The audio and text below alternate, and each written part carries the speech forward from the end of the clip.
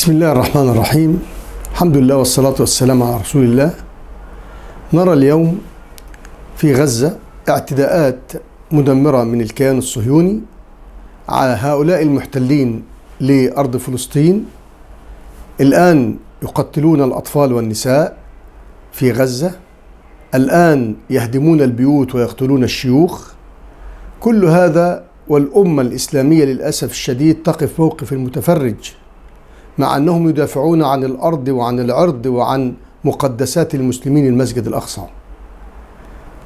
في مثل هذه الأمور التي تعيشها الأمة يجب أن يكون علينا واجبات عملية في هذا الإطار. فالجهاد المالي الآن فريضة شرعية وضرورة بشرية، وكذلك المقاطعة الاقتصادية. هذه الأمة في غزة التي تدافع عن الأمة جميعها يجب أن نكون معها قلبا وقالبا، بداية بالجهاد المالي. كل إنسان يستطيع أن ينفق فلينفق، والله عز وجل قدم الجهاد بالمال على الجهاد بالنفس في الكثير من آياته، ولا يقوم الجهاد بالنفس إلا بالجهاد بالمال، فلا أقل من بذل الجهد بالمال للوقوف مع إخواننا في غزة. فإذا كان يجودون بدمائهم فلا أقل من أن نجود نحن بأموالنا. هذه نقطة أساسية ليحسوا أننا نقف معهم وأننا نساندهم وأننا نمد يد العون لهم. والنبي صلى الله عليه وسلم بيّن أن هؤلاء هم أهل الحق وهم الفئة الظاهرة، والآن هناك فسطاطان للحق والباطل، ولا حق إلا عند هؤلاء بنص الحديث الرسول، وصدق الرسول وكذب كل ما يقول خلاف ذلك. فلنقف معهم بأموالنا وبجهدنا وبما نستطيع في ظل الحرب الدائرة على أهلنا في غزة، وفي ظل للأسف الشديد التخاذل الموجود على المستوى العربي والإسلامي. فإننا أملنا في الشعوب. كنا نتمنى من الحكومات أن تطرد سفراء الكيان الصهيوني لمن يتعامل معها. كنا نتمنى منهم أن يمنعوا النفط كنوع من المقاطعة الاقتصادية كما حدث في حرب 73، ولكن للأسف لم نجد ذلك.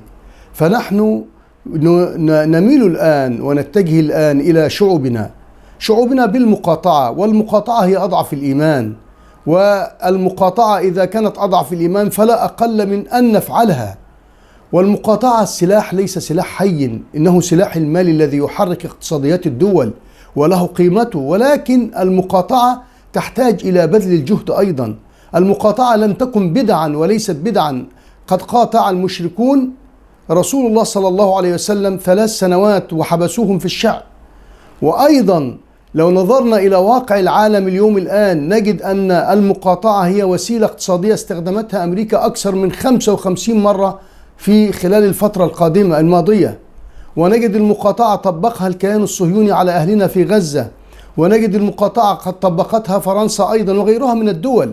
والمقاطعة كان لها دور مهم جدا في حياة الأمم. بعض الناس بتسأل إيه اللي ممكن نقدمه الآن في الجانب الاقتصادي؟